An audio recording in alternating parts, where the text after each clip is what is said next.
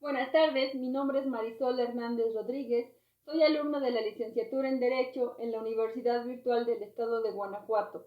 Mi número de matrícula es 214-849. El reto a desarrollar se titula Aplicación práctica de la norma a los contratos mercantiles internacionales, del módulo de Sociedades y Contratos Mercantiles, a cargo de la asesora Beatriz Soledad Sierra Espinosa. En relación al caso planteado, se determina que el tipo de contrato mercantil que celebraron las partes es de compra-venta, ya que una de las principales características de este contrato es que existe un vendedor o exportador, quien se obliga a entregar determinados productos, y un comprador o importador que se obliga a adquirirlos en las condiciones de pago, entrega y plazo pactado. El contrato es considerado de carácter internacional porque los elementos que lo conforman, es decir, las partes, el objeto, el lugar de conclusión, se encuentran en países distintos, además de que afecta a dos ordenamientos jurídicos diferentes. Al tipo de contrato internacional celebrado por medios electrónicos se le denomina contrato electrónico mercantil.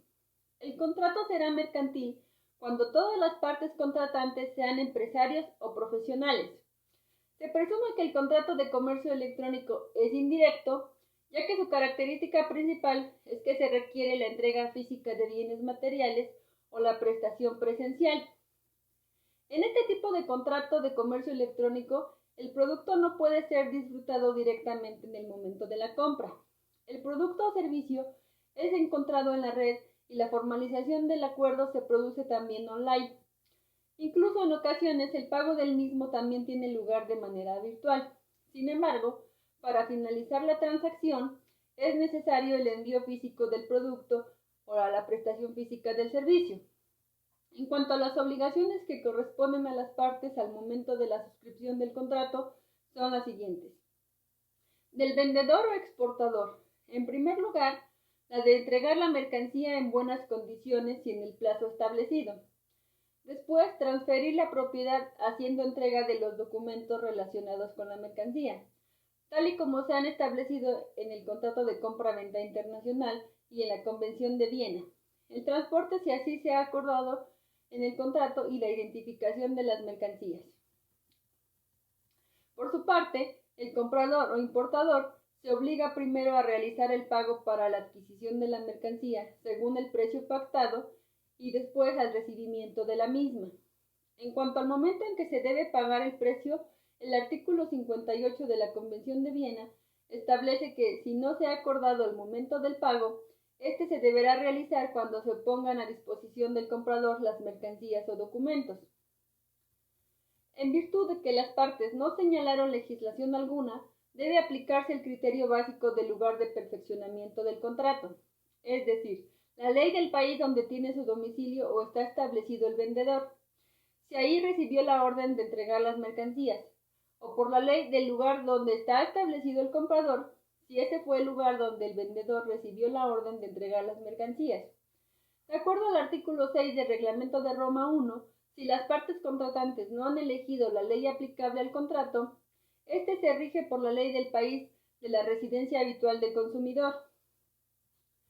Derivado de que la recepción de la mercancía no fue acorde a lo que se celebró en el contrato, el hospital Caminemos Juntos está en su derecho de no realizar el pago correspondiente hasta en tanto las mercancías no cumplan con los estándares de calidad que se hayan establecido. Esto de acuerdo al artículo 58.3 de la Convención de Viena, en el que se establece que no hay obligación de pago por parte de los compradores hasta que éste no haya podido examinar las mercancías y éstas sean aceptadas. En el contrato internacional es usual permitir al contratante afectado por un incumplimiento proceder a la terminación del contrato de forma unilateral y sin intervención judicial. La Convención de Viena sobre compra-venta internacional de mercadería y los principios para los contratos mercantiles internacionales de UNIDROIT prevén esta posibilidad y permiten determinar el contrato sin intervención judicial ante una situación de incumplimiento. Para prevenir futuros conflictos entre el Hospital Caminemos Juntos y el laboratorio Cooley St. Phillips, es necesario establecer las siguientes cláusulas. la de deberes, obligaciones y responsabilidades.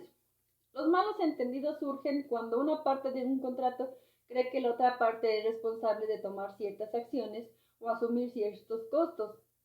En consecuencia, para evitar este tipo de situaciones, los deberes de cada una de las partes deben describirse en el contrato lo más especificado que sea posible.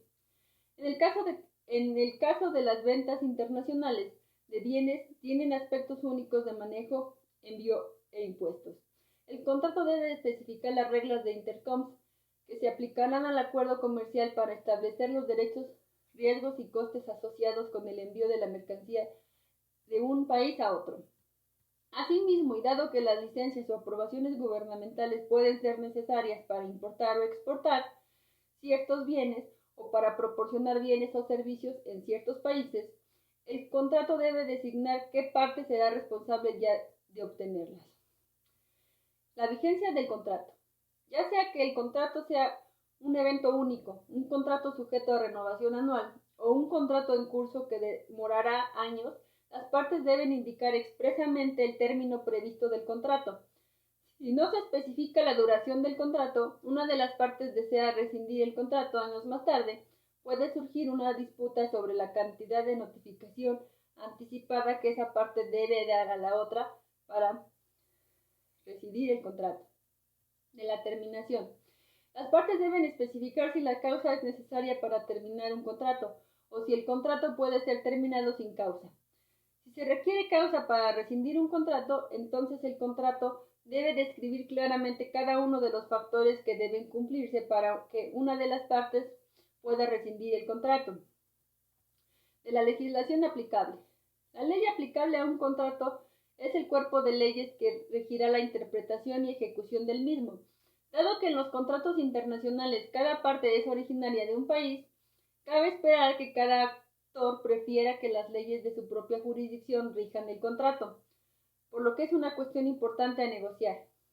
Los contratos internacionales a menudo requieren que las partes intenten inicialmente resolver sus diferencias sin proceder de entrada a un litigio o arbitraje.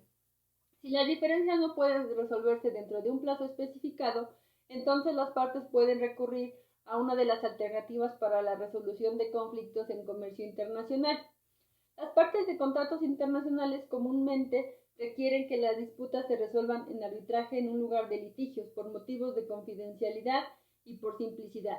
Existe una variedad de tribunales de arbitraje internacional con sus propias reglas, por lo que las partes deben designar el tribunal de elección para la resolución de posibles conflictos durante la fase de negociación del acuerdo. Eso es todo. Muchas gracias.